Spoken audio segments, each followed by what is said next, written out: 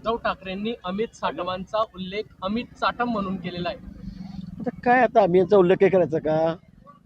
हं आता ते आमच्या आता 3 महिने झाले अध्यक्ष झाले पार्टीचे आणि काय चाटम चुटम करताय? तुम्हाला मुंबईच्या निकालानंतर दिसेल कोण साटम आहे आणि कोण चाटम आहे म्हणून. हो, राज ठाकरे म्हणतायत की मुंबईचा महापौर हा मराठीच होणार. हो ना, मग असू दे ना, मग तो पण महायुतीचाच होणार आहे. तो महायुतीचाच होणार आहे. त्यांना काही म्हणू द्या, त्यांना कोणी थारा देत नाही. आणि मी तुम्हाला सांगेल की पहिल्या जे 10 मोठ्या महापालिका आहेत त्यांनी एखाद्या ठिकाणी सांगावं की आम्ही निवडून येतो म्हणून. आणि 16 तारखेला निकाल बघावा.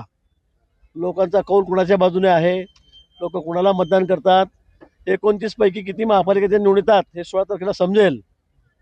आता त्यांना काही बोलू द्या, काही बोलचापा मारू द्या. आम्ही कुठे म्हटलं मराठी होणार नाही म्हणून. आम्ही तेच म्हणतो. पश्चिम बंगालमध्ये बिनविरोधला आक्षेप आहे, महाराष्ट्रात का नाही असंही राज ठाकरे म्हटले. आणि इलेक्शन कमिशनला जाऊन विचारा म्हणा. भाऊ, तुम्ही उत्तर महाराष्ट्राची आकडेवारी जी सांगितली त्याच्यापेक्षा अधिकच सीट निवडून आल्यात असंही तुम्ही भाषणात उल्लेख केलेला आहे.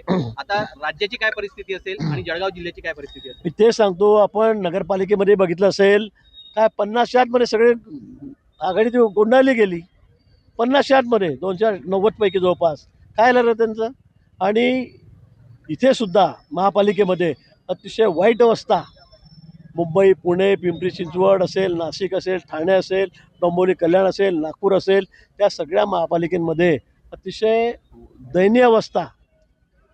निकालानंतर आपल्याला या सगळ्या पक्षांची, विरोधी पक्षांची उभाटा असेल का पवारसाहेबांची राष्ट्रवादी असेल का काँग्रेस असेल यांची झालेली दिसेल. ठाकरे बंधूंचा आज वचननामा आलेला आहे. लोकांचा त्याच्यावर विश्वास नाही. 2.5 वर्षाचं मुख्यमंत्री महोदयांचं काम त्यांनी पाहिलेलं आहे. राज ठाकरे साहेब तर काय भाषण करतात, गर्दी जमा करतात, पण त्यांना कोणी निवडून देत नाही. त्यामुळे त्यांनी किती भूलतापा मारल्या, लोकांना काही गाजर दाखवण्याचा प्रयत्न केला, तो लोक त्यांना थारा देणार नाही. लोक महायुतीचं सरकार दिल्लीपासून गल्लीपर्यंत हे सरकार आमचं आहे. पंतप्रधान तसे कणखर नेतृत्व हे आमच्याकडे या ठिकाणी आहे. देवेंद्रजीसारखं दूरदृष्टी नेतृत्व आमच्याकडे, शिंदेसाहेब आमच्याकडे आहेत, अजितदादा आमच्याकडे आहेत. आणि म्हणून मला वाटतं की यांच्याकडे कोणी नेताच नाही आहेत, नेतृत्वच नाही आहेत, पण नुसतं काहीतरी फसवे वादे करायचे.